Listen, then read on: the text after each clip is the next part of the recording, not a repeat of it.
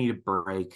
Like I just need a break. I need a break from the 35-year-olds dating 17-year-olds. I need a break from the whiskey, from the children drinking whiskey. I need a break from whatever the hell Babes in Toyland was supposed to be. Just I need something. That's what I said to myself, and come to find out that break came in the form of all people, Rod Serling. Depressing that the only logical thing in this series recently has been something written by Rod Serling, because Lord knows he just directed everything so straight-laced. Anyway, A Carol for Another Christmas. A Carol for Another Christmas was a TV special produced by ABC, and it was released in 1964 as basically one big ad for the United Nations. Yes, really, this was a thing that happened. This movie's basically Rod Serling's take on A Christmas Carol, like Ebenezer Scrooge, Ghosts of Christmas Past, Present, and Future, that very one. However, instead of the Christmas Carol that we all know and love, this one has a more political leaning to it. It follows a man played by Sterling Hayden who has lost his son in some kind of war. Considering the movie was released in '64, let's just say it was Vietnam. And he's a staunch isolationist, and he is visited by the ghosts of Christmas past, present, and future in order to change his mind. I know writers who use subtext, and they're all cowards. If you follow me for any length of time, you'll know that I absolutely love Rod Serling. The Twilight Zone is one of the greatest TV shows ever made. He wrote the screenplay for the original Planet of the Apes movie. The dude was a legitimate talent. And The Twilight Zone had just a great way of balancing science fiction with real-life stuff. Watch The Monsters Are Due on Maple Street if you want proof of that. But this special was just so weird. And what it really comes down to is the fact that Rod Serling framed this in the tradition of, say, like framing this in the Christmas Carol setting, with the ghosts of past, present, and future being there, and Sterling Hayden basically being the Ebenezer Scrooge for this movie.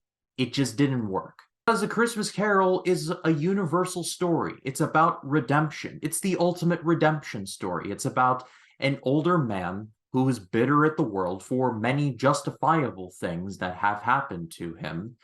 And just over time, he realizes that, yeah, a lot of bad things have happened to him, but he has the ability to make others' lives better. And so, over the course of one night, he turns it all around and he tries to do better. That's a story that everybody can get behind. This movie, well, just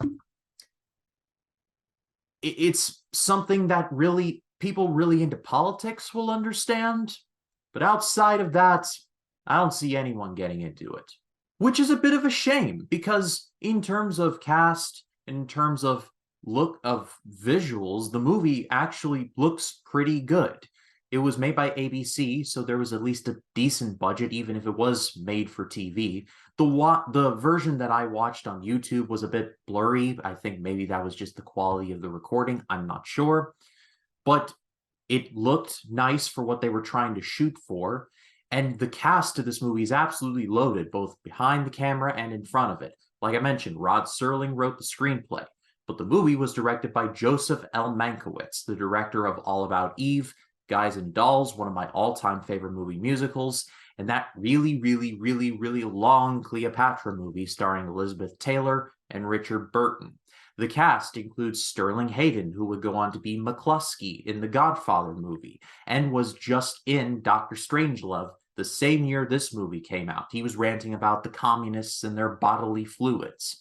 It's a bit of a Dr. Strangelove reunion, as the villain in the movie, not any of the ghosts, but a character named Imperial Me, that's his name, folks, is played by Peter Sellers, who just after this would go on to have a recurring role as Clouseau in the Pink Panther movies. He just came back from a heart attack. Like, he literally had a heart attack before making this movie. This was his first role back.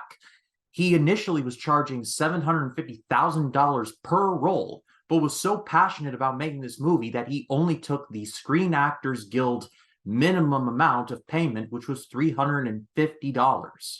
The three ghosts are played by veteran character actors Pat Hingle, Steve Lawrence, and Robert Shaw. From Russia with Love, Quint from Jaws. That very same Robert Shaw. This movie had a cast, this movie had a director, a screenwriter, and it had a budget. And oh boy, this was kind of a swing and a miss. This is not bad per se. This is not horrible. It's not unwatchable. But man, just all this talent that they could have made like an actual Christmas Carol with, they instead try to twist it into this, hey, US should get involved in foreign things for peace and prosperity. What the hell am I saying?